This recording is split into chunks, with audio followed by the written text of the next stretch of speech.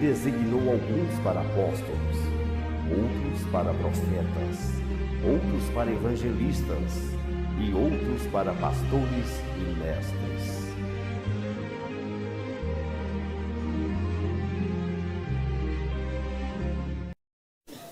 É por isso que Jesus fala que quando reúne um número de pessoas, pode ser 2, pode ser 3, pode ser 120, pode ser milhares em nome dele, ele está presente.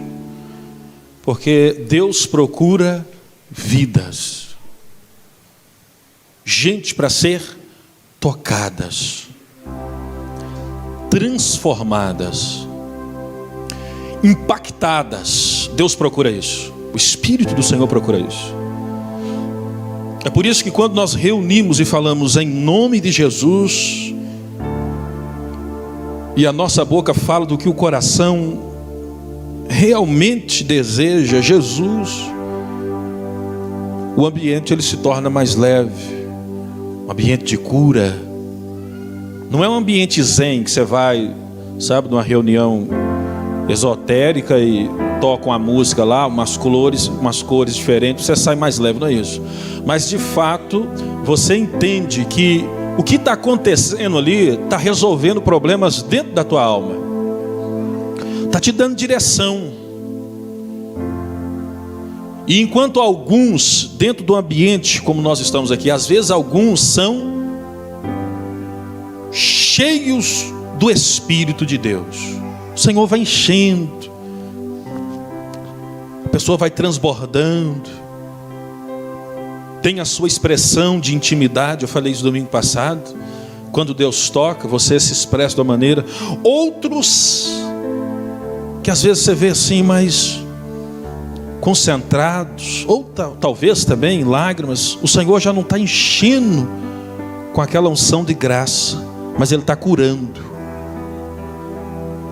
Ele está tirando sujo que fica dentro da ferida, passando ali o vinho que no texto da Bíblia às vezes serve como remédio, limpando, para depois ele encher, que são os processos que acontecem dentro da igreja.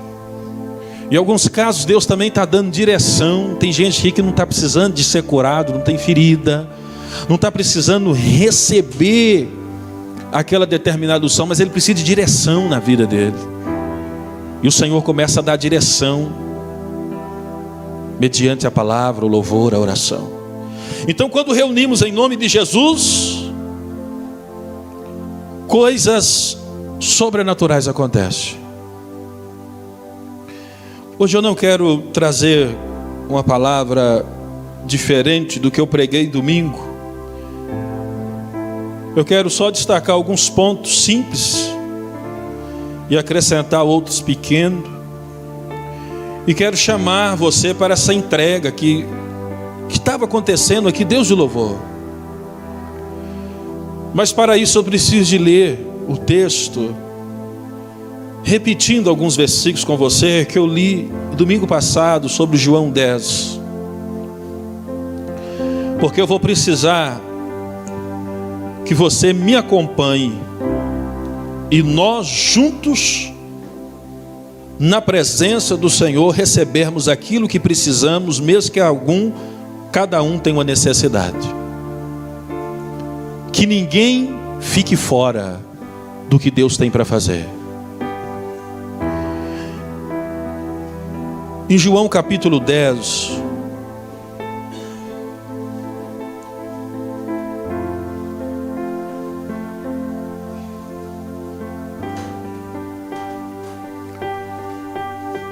e no versículo 3,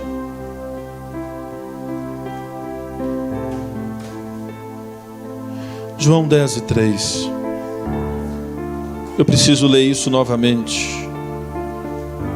A este, João 10 e 3, a este o porteiro abre, e as ovelhas ouvem a sua voz, e chama pelo nome, e as ovelhas... E chama pelo nome as ovelhas e as traz para fora. E quando tira para fora as suas ovelhas, vai adiante delas. E as ovelhas o seguem porque conhecem a sua voz. Mas de modo nenhum seguirão o estranho, antes fugirão dele, porque não conhecem a voz dos estranhos. Versículo 11. Jesus disse: eu sou o bom pastor dá a sua vida pelas ovelhas. Versículo 14. Eu sou o bom pastor e conheço as minhas ovelhas, e das minhas ovelhas sou conhecido. Estende a sua mão para cá. Diga: Senhor meu Deus, Pai amado, em nome de Jesus, eis-me aqui. Usa o teu filho. Fala comigo. O que eu preciso, o que eu necessito. Se for cura, eu saio daqui curado. Se preciso de unção, eu saio daqui cheio. Se for direção, eu encontro o caminho. Uma coisa estou certo: o Senhor é o meu pastor e nada me faltará. Amém. Queridos, uma das características mais certas do pastor é o que está escrito aqui em João 10. O pastor, ele dá a vida pela ovelha. Jesus, ele morre em favor da ovelha. Jesus, o pastor, sofre em favor da ovelha. Jesus diz e ensina através da vida dele que o pastor, ele é exposto ao ridículo, à zombaria, à crítica, à difamação por causa da ovelha. No caso de Jesus e dos apóstolos, eles são apredejados por causa do trabalho de Deus em cuidar das ovelhas. Jesus, ele abandona o reino dele com o Pai. Jesus abandona o trono de glória, e de repente aquele que tinha feito todo o universo, toda a terra, porque o livro de João fala que tudo foi feito por meio de Jesus. Então de repente Jesus, que criou tudo, que por meio dele tudo veio existir, a separação da água, da terra, da planta, os pássaros, a vida do ser humano veio existir por causa de Jesus. Ele, de certo modo, tinha o universo em tuas mãos, em questão de grandeza de Deus. Agora ele está sendo apertado dentro de um ventre de uma mulher por causa do seu papel como pastor. Ninguém vai conseguir imaginar e nem conseguir descrever o que Jesus não é sofreu no sentido da crucificação, não. É começou a passar desde quando ele foi gerado. Porque a nossa mente não consegue entender isso. É loucura. É por isso que Paulo vai dizer que a pregação do evangelho, isso que nós estamos fazendo, para quem não tem fé, é loucura, é bizarro, é inacreditável, é coisa de louco.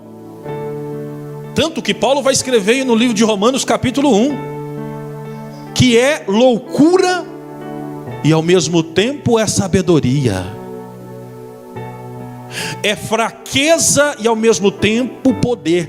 Loucura para quem não tem fé, que ele fala, isso é bobagem. Mas para quem acredita é sabedoria, porque começa a receber Jesus dentro dele e começa a ser sábio. Fraqueza para quem diz isso não pode acontecer, mas para quem acredita, Paulo diz, o evangelho se torna poder. O evangelho é poder. O evangelho não é filosofia, não é inteligência. O Evangelho não é informação, ainda que tudo isso seja. O Evangelho, diz Paulo, é poder de Deus. O Evangelho é poder de Deus. O Evangelho não é apenas ensino, não é apenas adoração, não é apenas informação. O Evangelho é poder de Deus. Agora, para que serve o poder? O poder serve para destruir aquilo que está vindo combatendo contra ele. O poder serve para resolver problemas que de outra forma não foram resolvidos. E o Evangelho de Deus é poder, não para Deus ou para Jesus, porque eles não precisam. É poder ao nosso favor, ao seu favor. O Evangelho é poder ao meu favor, ao seu favor, a favor dos filhos de Deus. Diga comigo: o Evangelho é poder de Deus. O Evangelho é poder de Deus. Aleluia. Ninguém vai conseguir entender de fato esse Deus que é Jesus, largando, irmãos, o trono de glória que criou todo o universo, que deu nome às estrelas e conhece cada uma, agora dentro de um ventre apertado, alimentando do que a Maria alimentava, sendo carregado nos braços de homem e de mulher mortal, que nem compreendia o que estava acontecendo. Não tem mente nossa que consegue entender isso. Não tem mente nossa que consegue entender isso. Não estou falando nem de sofrimento na cruz, não, que eu nem vou falar sobre isso hoje. Sobre esta descida de Jesus no alto trono com o Pai. E a Bíblia fala lá no livro de Filipenses 2, que ele, sendo como Deus, não usurpou, como Satanás, tomar o lugar do Pai, mas ele se rebaixou a si mesmo.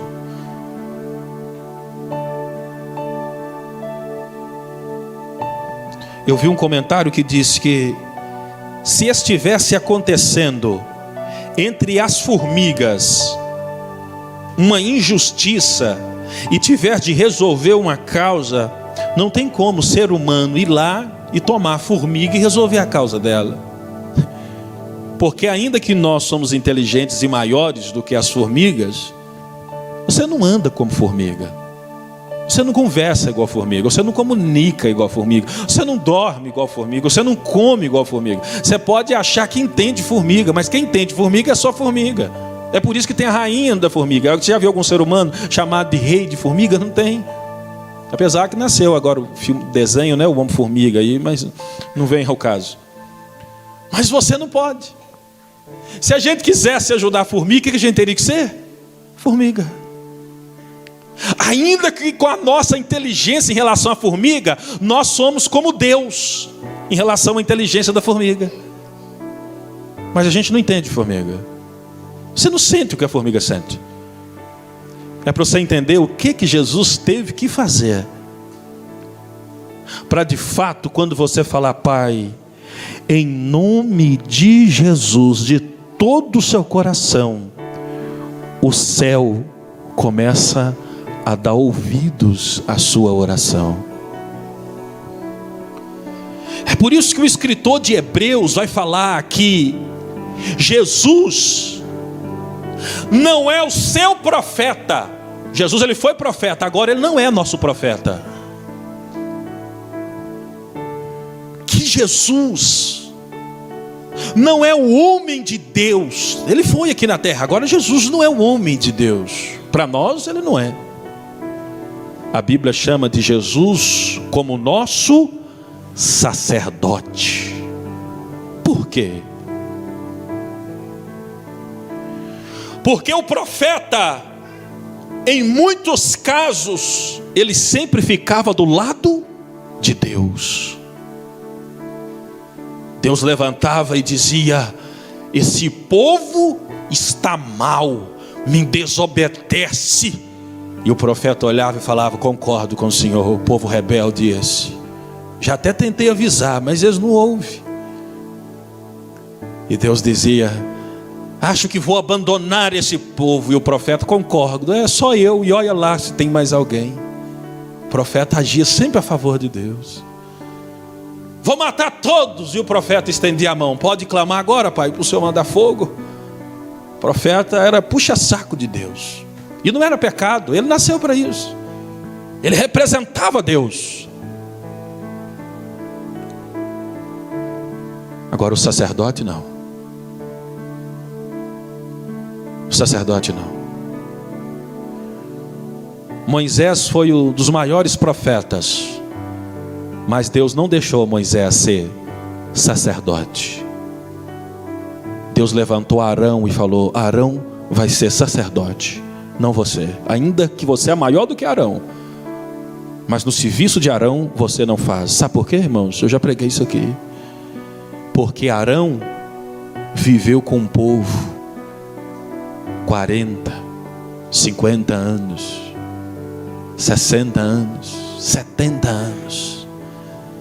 E Moisés, ainda que amava o povo, mas viveu no palácio do Egito, aprendendo a ser general e travando batalha. Você acha que a Bíblia fala que Moisés era o mais manso da terra? Você acha que ele era manso o tempo todo? Mas Moisés era um homem que sabia matar, foi treinado para matar. É por isso que quando Moisés viu um egípcio brigando com o hebreu, ele mata e enterra o corpo. Lembra disso? Mata com facilidade. Era um perito em artes marciais, Moisés. Quem sabe foi ele que começou o jiu-jitsu.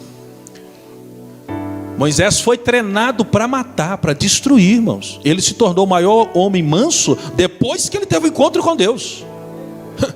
Porque Deus muda o homem. Diga assim: Deus me muda. Porque Ele muda. Ele muda eu, Ele muda você. Não acha que Moisés foi manso a vida inteira, não? Então Moisés estava no Egito e depois foi para o deserto. Mas Arão ficou no meio do povo. Presta atenção aqui. E quando Deus chama o povo, Deus fala: Arão vai ser o sacerdote. Sabe por quê? Porque Arão entende o povo. Arão sabe pelo rosto quando alguém está passando dificuldade.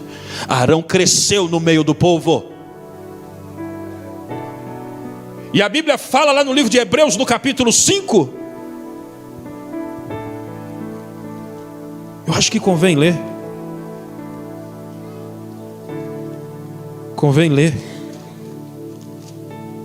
Para mim não citar o texto faltando, que é um texto maravilhoso.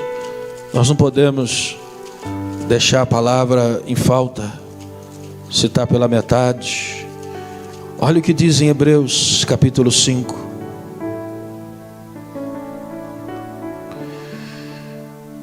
Porque todo sumo sacerdote é tomado dentre os homens, e ele é constituído a favor dos homens, nas coisas concernentes a Deus,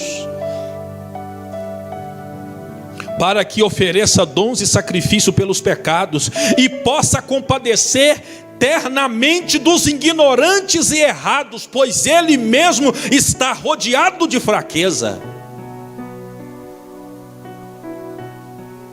E por esta causa deve ele, tanto pelo povo, como também por si mesmo, fazer oferta pelos pecados. E ninguém toma para si essa honra, senão o que é chamado por Deus como Arão.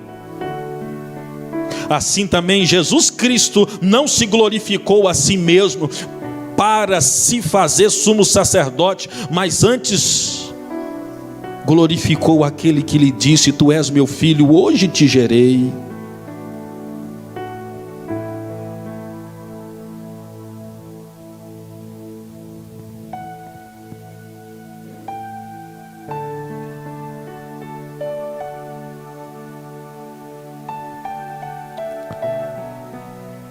Versículo 8: ainda que era filho, aprendeu a obediência por aquilo que sofreu. E sendo ele consumado, veio a ser a causa de eterna salvação para todos os que lhe obedecem, chamados por Deus sumo sacerdote, segundo a ordem de Melquisedeque. Olha o que o texto está dizendo. O profeta ficava a favor de Deus. O profeta falava: o Senhor está certo.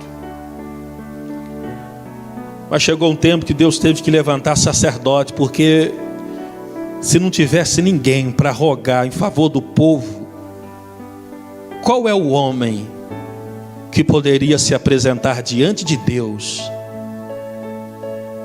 e ficar sem manchar o teu corpo, tua alma e o seu espírito?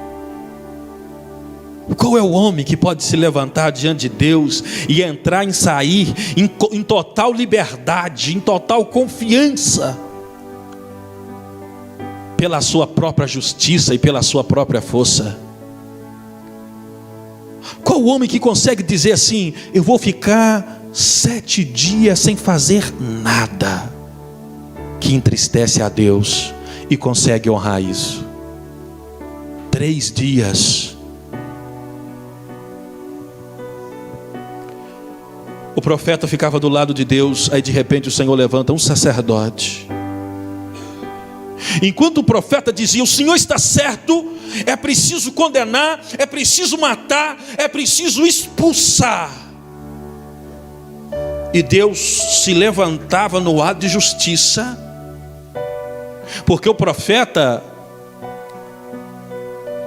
ele falava com Deus assim, irmãos, dando as costas para o povo.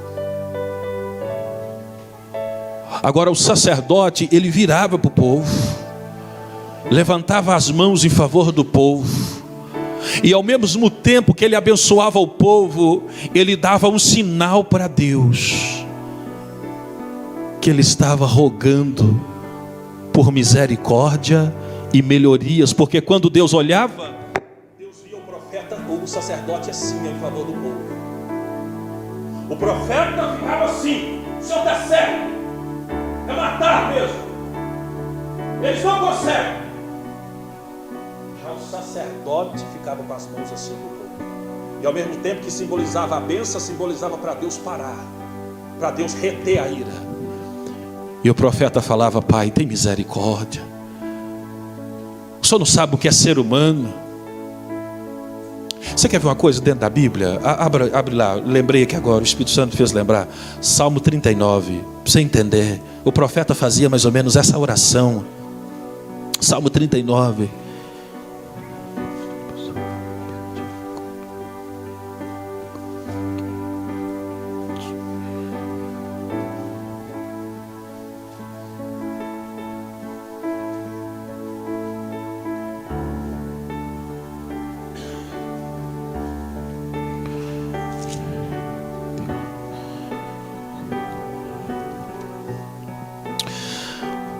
Salmo 39 é a oração de um homem que nos mostra isso. Olha o que diz o Salmo 39. Eu disse: guardarei os meus caminhos para não pecar com a minha língua. Guardarei a boca com freio enquanto o ímpio estiver diante de mim.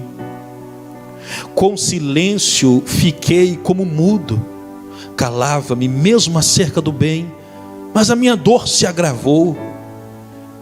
Incendiou-se dentro de mim o meu coração enquanto eu meditava, e se acendeu um fogo. Então falei com a minha língua e disse: faz-me conhecer, Senhor, o meu fim e a medida dos meus dias qual é, para que eu veja o quanto eu sou frágil.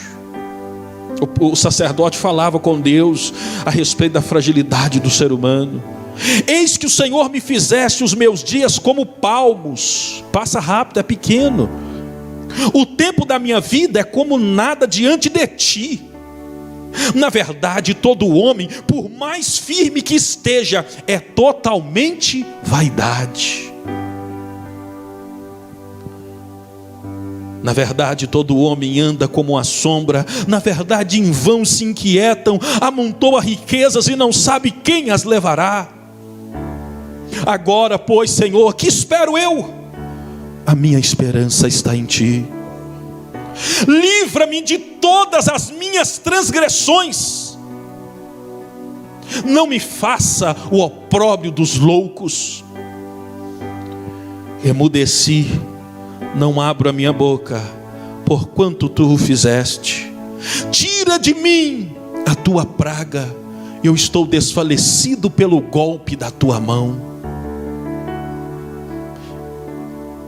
Isso é um sacerdote orando, irmãos, em favor do povo, em favor dele mesmo. Ele está falando: Deus, o nosso tempo é breve, a gente passa rápido, rápido a gente morre.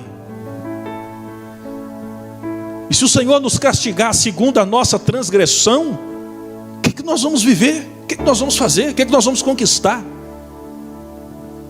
Quando castiga o homem com repressões por causa da iniquidade, faz com que a beleza se consuma como a traça. Assim todo homem é vaidade.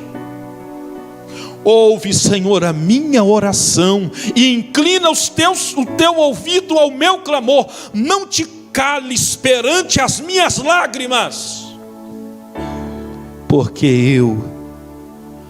eu sou estranho para contigo e peregrino como todos os meus pais. Poupa-me até que eu tome alento antes que me vá e eu não seja mais visto. Agora imagina Deus ouvindo uma oração dessa de um sacerdote em favor do povo e dele mesmo. E agora ele ouve a oração do profeta: mata porque não tem jeito, destrói porque é melhor. E um sacerdote fazendo uma oração dessa. Deus que é Pai, quem ele vai ouvir? E a Bíblia não chama Jesus de nosso profeta. Jesus, a Bíblia chama ele de o nosso sacerdote. Você sabe o que é isso, né, irmãos? É como Jesus tivesse feito formiga, é como o homem tivesse feito formiga. É Jesus, Deus, se fazendo homem. E a Bíblia fala que agora Ele pode socorrer todo que clamar a Ele, porque ainda que Ele criou sol, lua, as estrelas e fez tudo, Ele também foi gerado dentro de um ventre, foi carregado nos braços. Ele agora precisa de ar. Jesus, Deus precisando de respirar. Deus que se ficar 6 minutos sem respirar morre. A gente não vai conseguir entender isso, mas Jesus precisa respirar. Tem que correr, e se corre, Jesus agora fica cansado. Jesus agora sente necessidade de alimento. Ele percebe algo estranho, o estômago dele faz um barulho pedindo comida, e ele entende: então isso que é ter fome. É isso que é a fome que o ser humano passa. Ele tem necessidade de comer. Não é à toa que Jesus, ele nunca dispensou um banquete, né? A Bíblia fala que sempre ele estava num banquete. Levi passou a ser discípulo e fala: mestre, lá em casa vai ter um banquete. Jesus, estou dentro. E ia lá com o banquete. Ia para a casa do leproso e tinha um banquete. Ia para a casa de Lázaro, amigão, era sempre uma janta, alguma coisa. E quando não tinha banquete, a Bíblia fala lá na beira da praia, ele mesmo assava um peixe e um pão. Ele sabia o que era ter fome, sabia se alimentar. E a Bíblia fala no livro de Hebreus que agora nós podemos chegar a Deus com confiança. Você não precisa chegar a Deus, porque do lado de Deus tem um profeta, que quando você chega, o profeta olha e fala: você acha que eu não sei, né? O profeta faz isso. Você não precisa chegar e dizer assim: cita o nome, né? Rosimeire, o Senhor te chama. E ela fala: Senhor, vai amanhã na minha frente, estou nervosa. Porque o profeta está lá do lado, não. O Senhor te chama. E o sumo sacerdote Jesus, irmãos, é maravilhoso. É como se ele estendesse a mão e falasse assim: vamos apresentar o Pai, eu vou contigo, vem cá. Você já não levanta com graças a Deus, porque é sumo sacerdote. Ele conhece, ele toma pela mão e fala: fica tranquilo, eu vou com você diante do Pai. E eu não preciso ensinar muito, mas só bastava Jesus chegar e falar assim: Pai, foi em favor da Rosimeire que eu morri, e quando eu ressuscitei ela creu no meu nome. O que é que o Pai vai fazer, irmãos? O que é que o Pai vai fazer? A força que tem um sumo sacerdote. Você acha que Deus errou ou fez por acaso quando colocou Jesus como sumo sacerdote? Ele sabia do que você precisava. Porque tem gente que entende Deus como o ser da vingança, que está com a boca até escorrendo sangue, está babando para destruir a vida de alguém. Enquanto Jesus apresentou Deus na terra como Pai próximo. Esse é um dos motivos que os fariseus tentaram matar Jesus, quando viram Jesus falando: ó Pai, eu conheço a Ti, o Senhor me conhece. E os judeus falavam: como que pode alguém ter intimidade assim com o Eterno? Isso é blasfêmia. Mas Jesus vai mudar isso. Jesus vai trazer esse Deus distante para perto. E Jesus falava: Ele é Pai.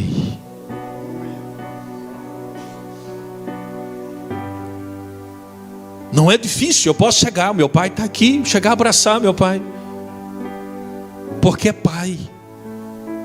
Eu não posso fazer isso com o pai de alguém, é mais difícil, eu preciso ter uma grande intimidade. Agora com o meu Pai eu posso fazer. E os homens sempre viram Deus como o pai de alguém muito distante, que tinha 2 ou 3 felizes. E Jesus chega e fala: vamos orar. Pai nosso que estás no céu.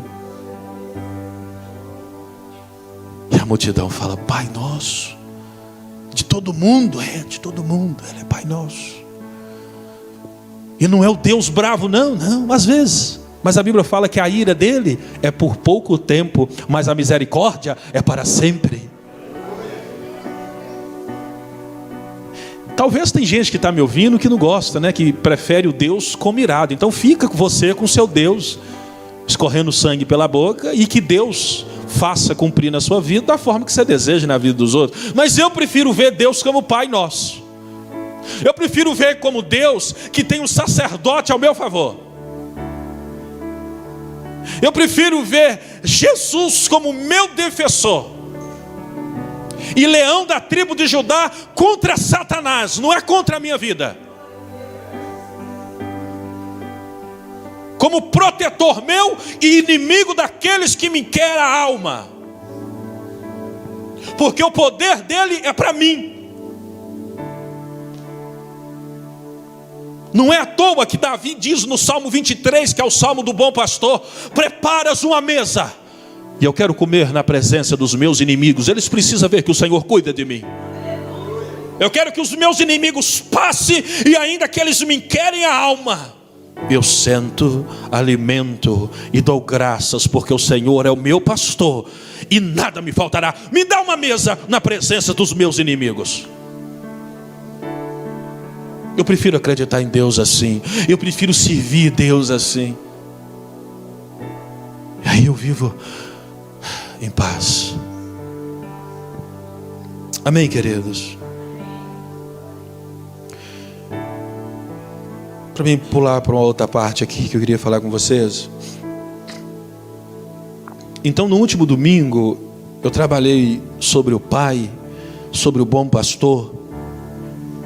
E eu disse algo que eu preciso repetir hoje para a gente ceiar. A dificuldade nossa, irmãos, é de receber essa graça. A dificuldade da igreja, por incrível que pareça, porque o negócio é tão bom, é tão bom, é tão bom, que você pensa: é mentira. O ser humano é assim. É tão verdadeiro, é tão útil para você, que você fala: eu não acredito, só pode ser cor de outro mundo. Mas e é de outro mundo. E aí, o que o ser humano faz de errado, que eu disse aqui domingo? Nós tentamos fazer, agradar, e está certo, agradar a Deus, está certo, tem que se esforçar, mas nós esquecemos de ter esse relacionamento dele como pai, Jesus como sacerdote. Eu preciso dele, não é ele que precisa da minha força, do meu trabalho, da minha inteligência, é eu que preciso dele, não é ele que precisa de mim. Eu preciso deixar Deus ser Deus, eu preciso deixar Deus ser Pai, eu preciso deixar Jesus ser o meu intercessor, eu preciso alimentar dele, eu preciso ter momento de chegar, e o Senhor diz: aquietai-vos e sabeis que eu sou Deus. E a gente fica doido, eu tenho que fazer, eu tenho que mostrar. Pode jejuar, eu sou sempre a favor de fazer os trabalhos. Eu comecei isso aqui na igreja, de jejum de dias e dias. Pode jejuar 3 dias, 7 dias, 21, 40. Mas contudo, não é você que está agradando, mandando algo. Porque você fazer um jejum desse, você tem que receber primeiro. Faça, não tem problema. E nós vamos fazer muito mais. Mas primeiro, deixa Deus ser Deus, alimente. Lembrei que agora, você lembra quando Jesus chegou na casa de Lázaro? Marta ficou doida querendo fazer coisa para Jesus, não ficou? Lavava um trem, passava, batia uma panela na cozinha, fazia um café, fazia um suco, fazia uma limonada, olhava e qual biscoito que Jesus gostava. E Maria quis nem saber de casa, irmão. Maria, vou pegar esse banco, eu vou usar daqui. Sentou assim no chão, sabe? E ficou assim, ó. Nossa, que isso? É mesmo? Que bom. Sentadinho. Você já viu quando você está fazendo alguma coisa dentro da sua casa, família, parente? Isso acontece muito quando o parente está morando com você. Você está arrumando a casa, seu parente está assistindo televisão. Toda hora você passa perto dele, tira alguma coisa para ver se ele percebe que precisa de ajuda, né? E ele não está nem aí, isso mata a gente de raiva, não é assim? Ele não está nem aí. Você para na frente, né? Você para na frente e fala assim: não, tem que arrumar essas coisas. Ele pega e fala assim, ó. E está lá assistindo televisão. E você naquela pressa fazendo aquele tanto de coisa. É assim. Marta desesperada. E Maria, me ajuda. Fala, Jesus. Marta não aguenta. Ela chama Jesus e fala. E ela dá uma bronca. Irmão, olha o pecado que nós cometemos quando nós queremos agradar a Deus demais pela nossa força. Ela chega perto de Jesus, né?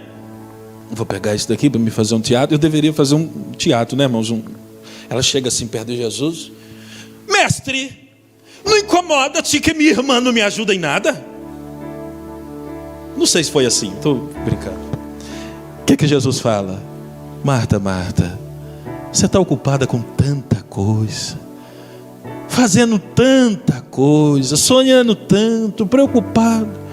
E Maria escolheu a melhor parte, porque o que Maria está recebendo dela nunca será tirado. Agora, o seu biscoito daqui a pouco a gente come, acaba, você tem que fazer de novo. O café a gente vai beber tudo, porque é crente, né? Começou a ver com Jesus. O suco vai acabar, nós vamos acabar com isso tudo que você está fazendo. Mas aqui Maria, isso não vai sair dela. O que Maria está ensinando? A melhor coisa é receber primeiro. Receba dele primeiro. Beba dele primeiro. E o Espírito Santo me fez lembrar de uma palavra aqui agora sobre Maria. Você pode perceber que depois que Jesus está jantando, Maria tinha recebido essa revelação, viu, irmãos? Veio agora, em nome do Senhor. Essa revelação, o Espírito Santo revelou aqui agora. Depois que Maria recebeu de Jesus, a Bíblia fala que numa outra ocasião, Jesus estava na sala. Você sabe o que ela fez? Ela ficou olhando para Jesus e pensou: o que eu posso oferecer para mostrar que eu amo Ele demais? O que eu tenho? Eu tenho um perfume caríssimo. Maria vai lá e pega um perfume que custava o salário, custava 12 meses de salário. Ela conseguiu esse perfume e ela pega e despeja aos pés de Jesus. Ela só foi capaz de despejar aos pés de Jesus depois que sentou aos pés dele e recebeu. Você não lê na Bíblia que Marta deu alguma coisa a Jesus? Obrigado, Espírito Santo de Deus. Você não lê na Bíblia que Marta ofereceu algo? Maria ofereceu coisa valiosa do que ela tinha, porque primeiro foi capaz de receber. foi capaz de encher, foi capaz de deixar Jesus pôr a mão no ombro, fazer um carinho, sentir o cheiro, sentou aos pés e não importou com mais nada. Aí depois ela teve algo com que oferecer a Ele. A gente faz o contrário. A gente fica desesperado. O que eu vou fazer? Oh Senhor, o que eu vou fazer? Eu preciso agradar a Deus. E aí vem a culpa, vem o medo, vem o erro, vem o pecado. E quanto mais a gente tenta, mais você erra. E Deus não é para você me dar as coisas. Beba de mim. Jesus disse assim: aquele que não come da minha carne, come da minha carne, beba do meu sangue. Jesus, irmãos, não é aquele que está procurando assim, ó, vamos ver que se tem alguém que tem algo para me oferecer. Tem que ter algo para oferecer para Deus, não estou falando que não tem, mas primeiro tem que receber. Vocês reparam? Olha, e aqui eu preciso terminar aqui agora, que eu não consigo sair fora dessa passagem, que Jesus senta na beira de um poço para esperar a samaritana, e numa conversa ela vai bebendo de Jesus, ela vai recebendo de Jesus, ela vai enchendo. Jesus está falando com ela: eu sou o Cristo, eu vim a essa terra, eu conheço sua vida, de mim sai água, se você beber dela, você nunca mais vai ter sede, vai encontrar destino para a sua vida. E ela vai enchendo, daqui a pouco ela fala: não quer saber de mais água. Ela sai correndo para oferecer algo para Jesus. O que ela faz? Ela vai na cidade e evangeliza a cidade inteira. E a Bíblia fala que a cidade inteira foi até Jesus. A gente quer trazer o mundo inteiro até Jesus, mas não sabe sentar ao lado dele. Fica calado. Vamos ouvir o Senhor, vamos receber de Deus. E a gente está doido evangelizando, evangeliza aqui, grita ali, faz aqui, tenta expulsar ali, arruma aquela bagunça toda, e chega na igreja e fala: povo infeliz, miserável, eu fiz de tudo e eles não deram atenção. Mas porque está errado. Senta primeiro na beira do poço, deixa o balde no chão, ouve o Senhor falar assim: você tem 5 maridos e o que tem agora não é seu. O que Jesus estava dizendo? Eu te conheço. O que você está fazendo está errado. Eu não te condeno, mas para com isso. Olha Jesus curando alguém sem falar assim: sai em nome de Jesus, sai no meu nome. Não, ele fala: olha, traz seu marido. Não tem, está certo, isso é verdade, você já teve 5, o que tem agora não é seu. Toma aquele susto: tu és profeta, só sabe a minha vida. E está ali querendo curar ela. Curou na conversa.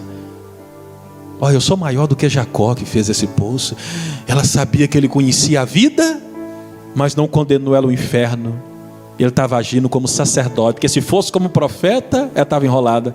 Se fosse como profeta, irmão, ele colocava a mão no ombro assim: ó, você tem 5 maridos, e o que tem agora não é seu, e nem vai ficar com ele. Empurrava ela dentro do poço. Você merece a morte, desgraçada. Mas Jesus não agiu como profeta, ele agiu como sacerdote. Eu te conheço, viu? Eu sei o que você fez no verão passado. Quem assistiu esse filme? Eu sei o que você fez no verão passado, hein? Sei o que está no seu coração. Não convém.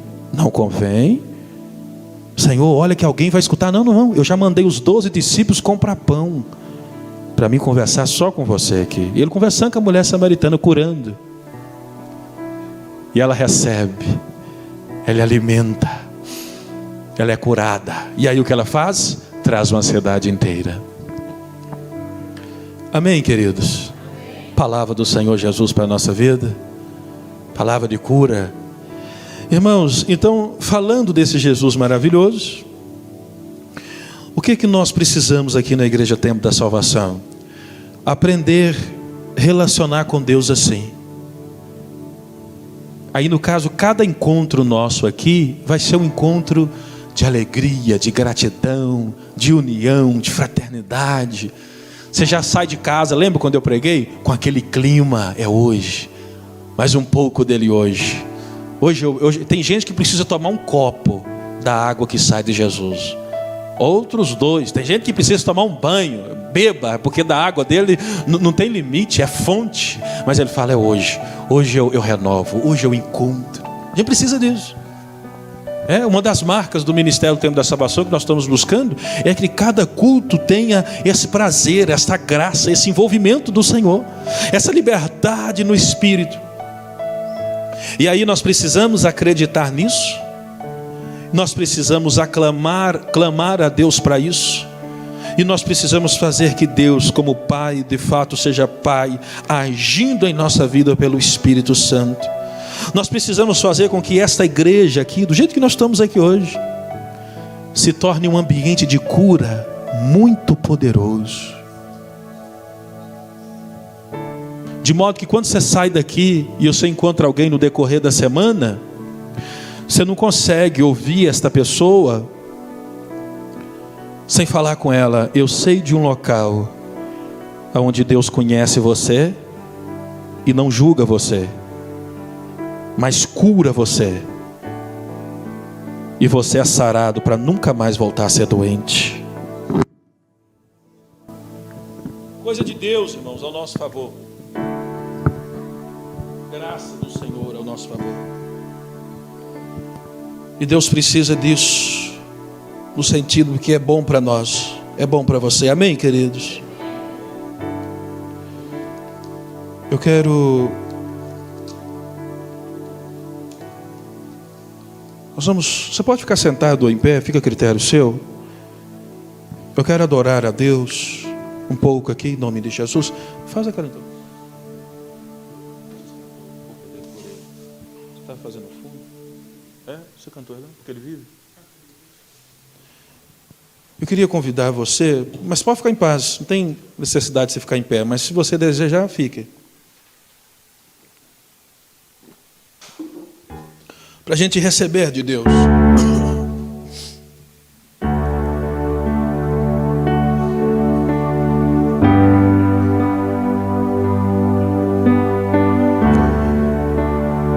Kátia, Vera, me ajuda aqui.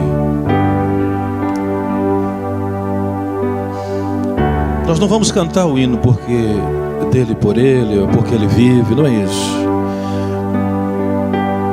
Mas nós precisamos acreditar que o ambiente é espiritual, que coisas sobrenaturais acontecem quando o nosso coração está à espera de coisas sobrenaturais.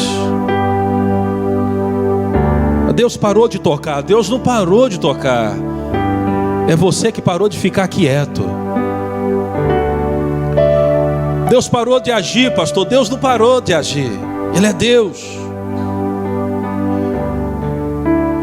Mas você está exausto tentando fazer e fazer, e você não deixa Deus ser Pai.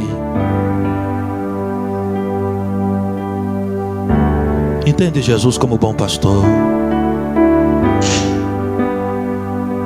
Entende Jesus como bom pastor?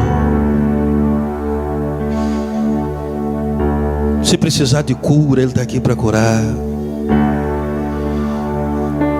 Se precisar de ungir a sua cabeça, Ele está aqui para ungir. Mas o Espírito dEle está aqui para mover. O Senhor vai ficar muito mais feliz se Ele fazer em você e em mim, em favor da cidade, da igreja, do que nós ficarmos fazendo em prol dEle. Deixa o Senhor encher primeiro. Oh Senhor Jesus, invocamos o Teu nome, a Tua presença, ó Deus. Invocamos o Senhor, invocamos o Senhor. Eu invoco o Senhor sobre este lugar. Oh Senhor Jesus, eu preciso invocar o Senhor. A igreja precisa do Senhor. Esta cidade precisa saber, meu Deus, que o Senhor opera não apenas neste lugar, mas aonde tem 2, 3, 10, 100 que reúnem em Teu nome, ó Senhor Jesus. Senhor é o nosso pastor. Senhor é o nosso pastor, e nada nos faltará. O Senhor é o nosso pastor, e nada te faltará. Deitar, Ele faz você em verdes passos e guia você mansamente às águas tranquilas.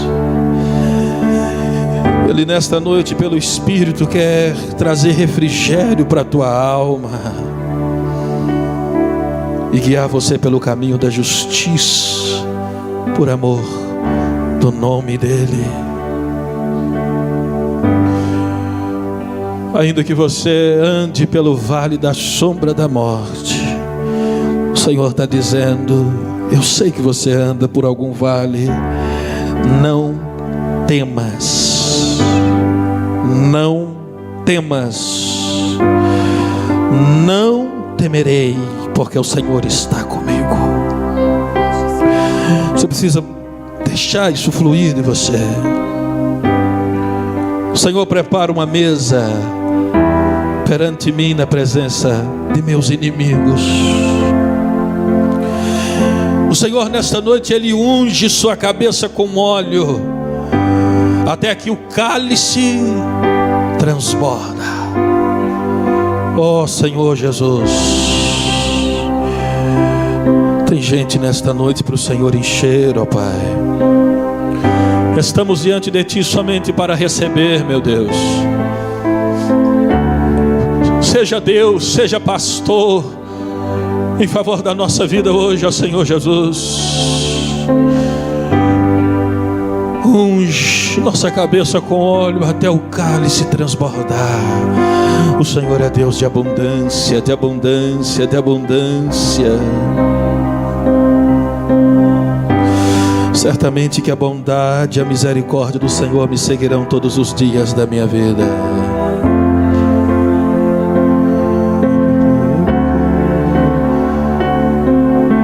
E você vai habitar na presença de Deus.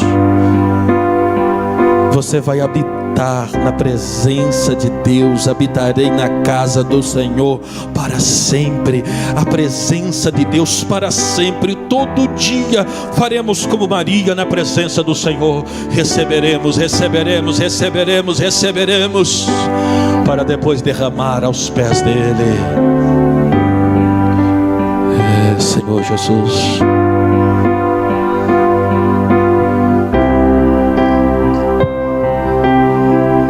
deixa Deus ser Deus.